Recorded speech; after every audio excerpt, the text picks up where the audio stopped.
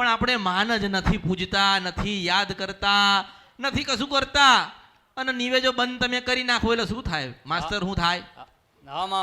પછી એવું કે મેં આટલા દવાખાન બદલે, આટલા રિપોર્ટ કઢાયા, આટલી જગ્યાએ ફર્યા, આટલી જગ્યાએ જોવડાયું, આટલા જગ્યાએ દાણા નખાયા, આટલી વિધિ કરાઈ, આટલી જગ્યાએ મેં આ કરાયું, પણ અમારે પરિવર્તન થતો નથી. મેં આમને કીધું છે કળિયુગમાં દરેકને કહું છું કે હું અસલ કાળકા કહું છું આ કળિયુગની. શંકર ભગવાને મને હોનાનું મોરનું પીસું આવ્યું છે, ભરાઈને ફરું છું. અને મેલડી શું આ કળિયુગની અંદર? હું સિદ્ધ વન છપરા નદી કંદરપ્યા મેલડી.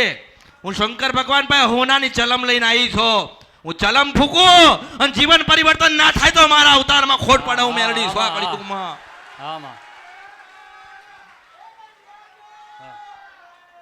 એટલે આ તો હાથે કરીને દુઃખ આવ્યું ને. કેમ દુખાયું? કેમ દુખાયું? માં નિવેદ બોલ્યા એટલે માને ભૂલી ગયા. જે માને ભૂલી ગયો માં એને ભૂલી જાય. અને માં કેવી રીતે કહે છે? માં કેવી રીતે કહે કે ભાઈ તમે મારો નિવેદ નહીં કરતા? માં માંગ ના. મેં કોઈની પાસે માગ્યો કે તું મને હોનાનું આલજે, ચાંદીનું આલજે, રૂપાનું આલજે. મેં કીધું છે કે ભાવ છે એટલે બધું છે. પણ તમે કોઈ દાડો એ માતાના શ્રીફળે પટેલ ના લ્યું હોય, હું શું કરીશ? કોના દુઃખ મટાડવા જઈશ માસ્તર? હું કોના દુઃખ મટાડું? હું બહુચર ને કહું, મેલડી ને કહું કે ખોડિયાલ ને કહું કે આ લોકો રોવો છે, તું હસાડ. ઓલીને નિવેદ નથી મળતા, હું કરીશ શું? માણસ કે મારું દુઃખ મટ્યું નહીં.